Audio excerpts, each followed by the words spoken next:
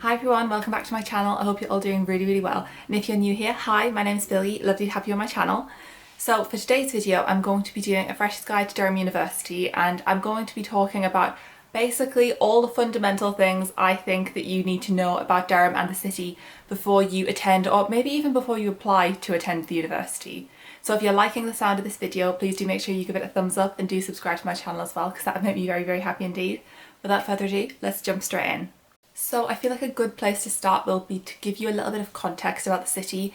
I'm sure that most people who have applied to Durham or who know they're definitely coming to Durham in September or October will have already had an opportunity to probably look at the city or at least check it out online. But if I give you some insider information as somebody who's attended and as someone who lives basically very close to Durham as well, let me tell you about the city. So basically Durham is relatively small. You could walk from one side of Durham to the other side in about half an hour. So it's not going to be difficult for you to navigate it regardless of which college that you choose. And we will come on to colleges a little bit later too. But it's basically a small city and there's quite a lot to see culturally in the city as well. It's not huge like something like Newcastle, but it does have a character of its own that I think most people find really enchanting, endearing, and kind of inspirational because it is very oldie worldy. If you've been to York before, then I would probably say it's similar to that, but a lot smaller. So there's really nice old rustic buildings, there's a lot of coffee shops, which I'll also talk about because that's got to be one of my favourite things about Durham. When we could go for coffee and stuff, that was something that I really used to enjoy doing. There's so many different ones to choose from as well, so you're never gonna get bored because there's probably maybe about 9 different coffee shops in such a small city. So there's always somewhere new to go and study even and like hang out with friends. Also the city itself does have quite a few shops in it. Obviously there's a few less now. For example, the big Topshop's gone, which is such a shame because Topshop was like the biggest and best shop I'd say in the city for like doing shopping, because I had Topman in as well. But there's other shops as well, like there's a Monsoon and Accessorize, there's a H&M which is really good. There's like a Superdrug, a Sally Beauty for like all hair care stuff. There's lots of different shops, so you won't be like in a city where you can't do any shopping, because I know on a Saturday that's such a fun thing to do. So there's definitely enough for you to be like entertained shopping wise. And also Newcastle is just a really short train journey away. From Durham train station to Newcastle train station, it probably takes like no more than between 17 and 20 minutes if we're being really precise. So very easy to navigate and very easy to access a bigger city if you want more variety. So as I've said, Durham is an old city, so one thing that I would definitely say you need to be mindful of is how cobbly it can be. So don't think you're going to be wearing high heels for a night out, girls. Like, you're going to wear flats, you're going to wear trainers. End of. You're not going to be wanting to hobble around in high heels. Definitely make sure you pack some flat boots because obviously it'll be winter during your first term, and some trainers as well, because there's a lot of hills, a lot of inclines. If you pick a college which is on the hill, so a few of the hill colleges are St Mary's, which is the one that I attended, St Aidan's is on the hill, Collingwood, Grey College, Trevelyan College, Van Mildert College, self-catered Josephine Butler College. There's also a new college, I believe, that's up on the hill also, and that's going to be quite a trek when you're trying to get back to it from your lessons. Like, when you're first getting used to walking to and from your college, you'll probably find that you develop a very strong cardiovascular system because the hill is severe. Like, I remember getting back to Mary's and just being like, oh my goodness, it's so hot even in the winter because the hill is just astronomical. So definitely make sure you pack appropriate footwear for that because you're gonna need it. But other than that, like, I'd say it's all good. So as I've started to talk about colleges, I will continue.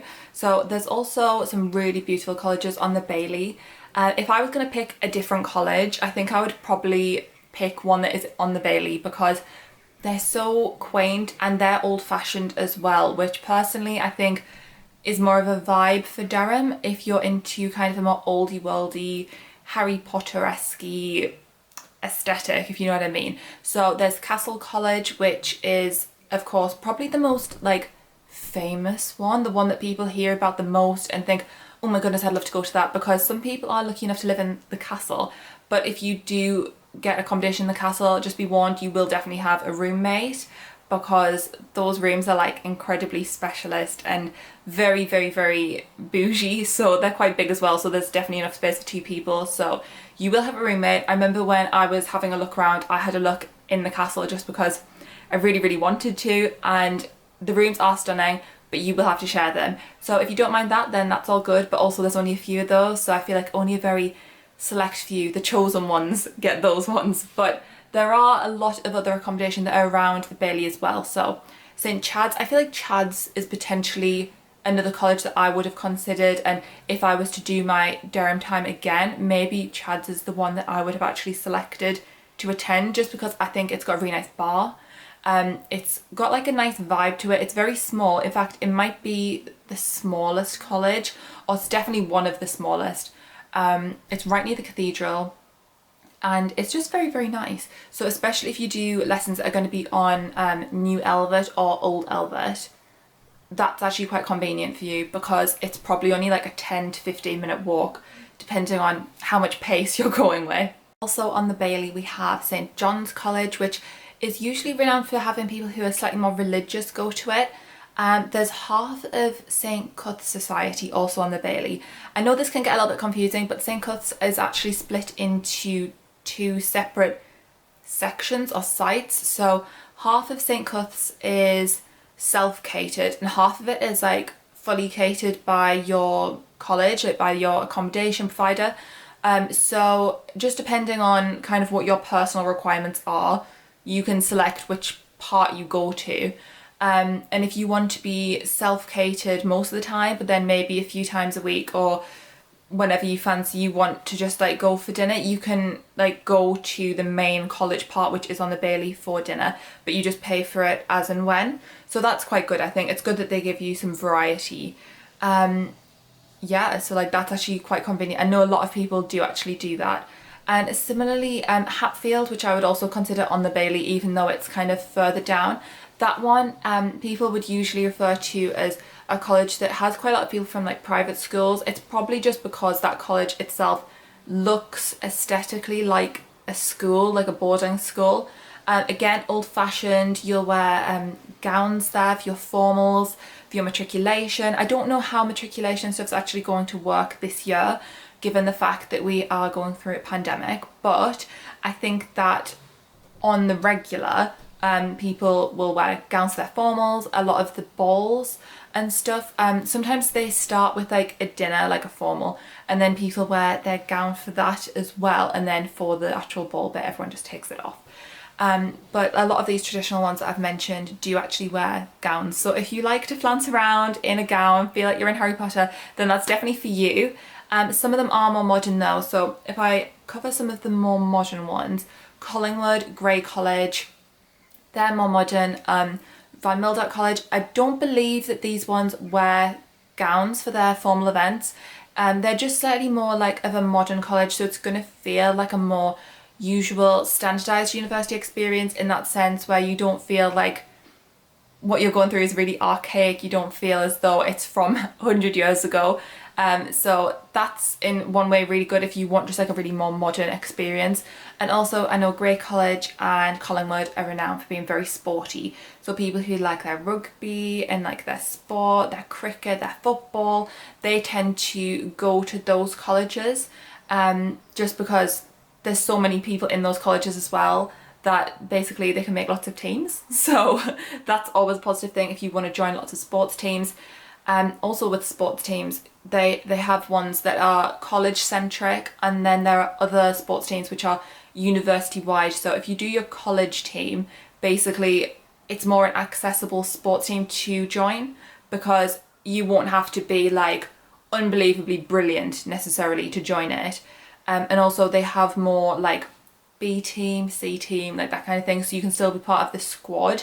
Whereas with university wide teams, they tend to take like the elite people. There might be like 2 people from each college, so that's obviously more competitive, more difficult to get into.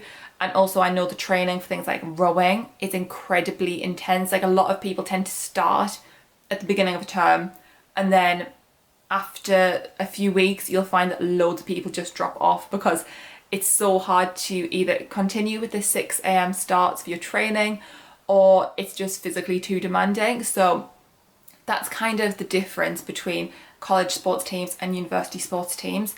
But I would definitely say if you want to try out for one of the university ones, you should 100% do it, because during Freshers Week they have recruitment at the Freshers Fair, and you can just sign up and then they'll email you with the dates that recruitment's happening, and then you can go to a tryout, and then if you get through, amazing.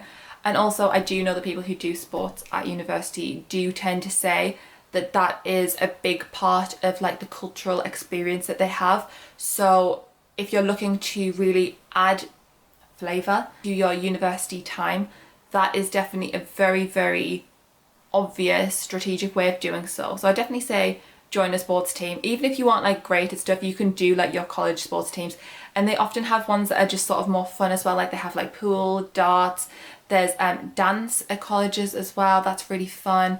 And yeah, there's lots to choose from. So regardless of what you're interested in, there will definitely be something for you. Okay, so I'm going to quickly mention the college that I went to, which is St Mary's College, just because I know lots about it, because obviously I attended it.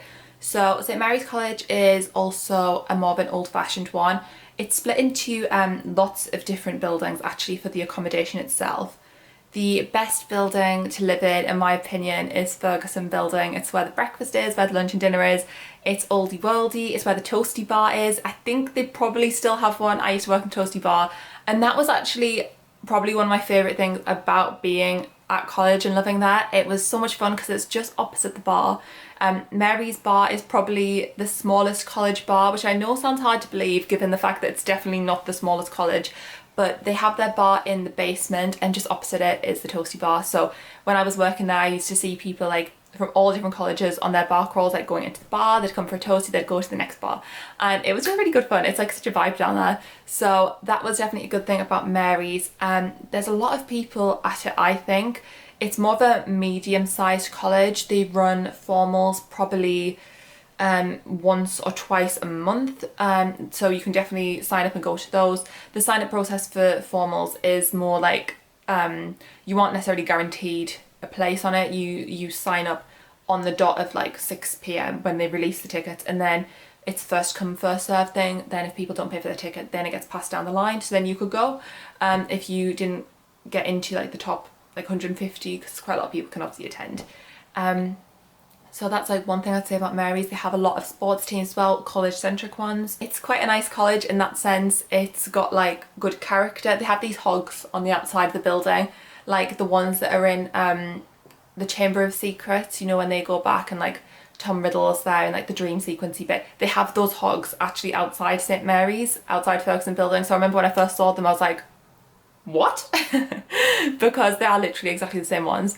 So it's very photographic as well. If you like to take cute Instagram pictures, they have pink blossom trees in around April, I would say. So very, very aesthetically pleasing.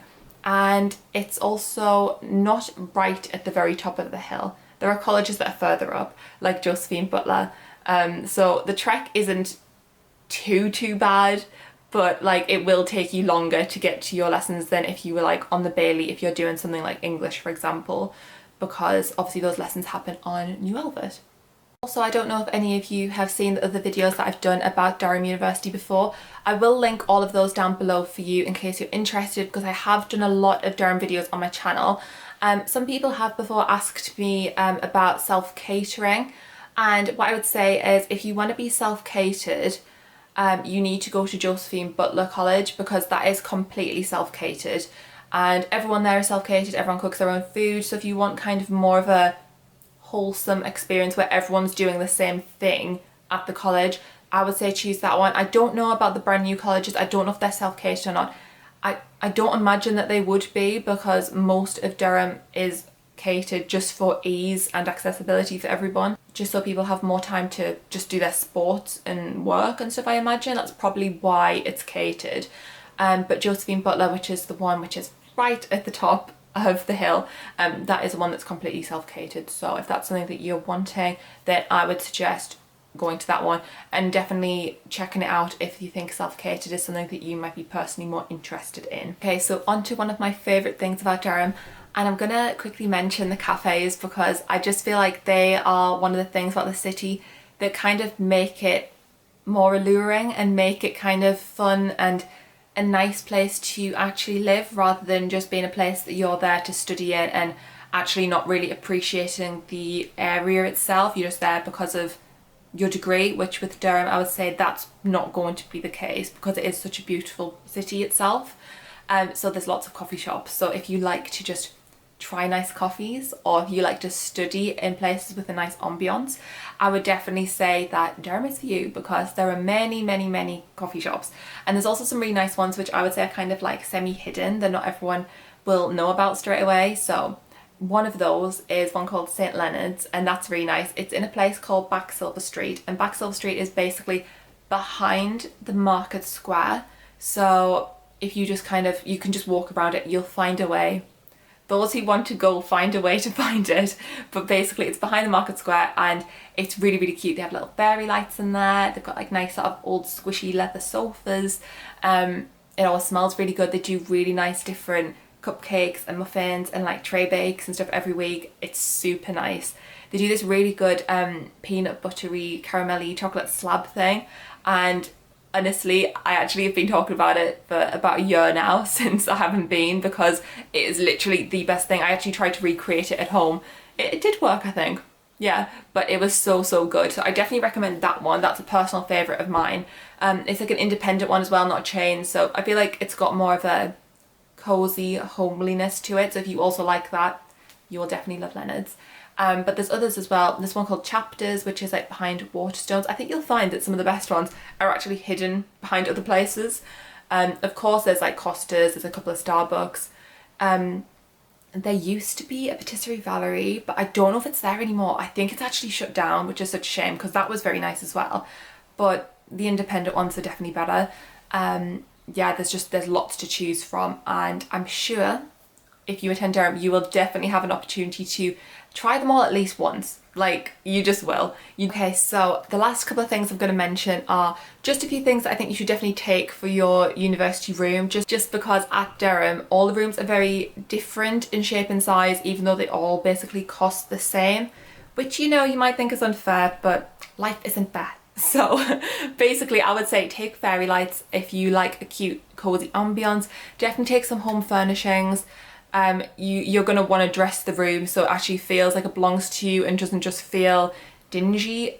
Take some cute cushions, take posters. There's a Freshers Fair, of course, during the first week.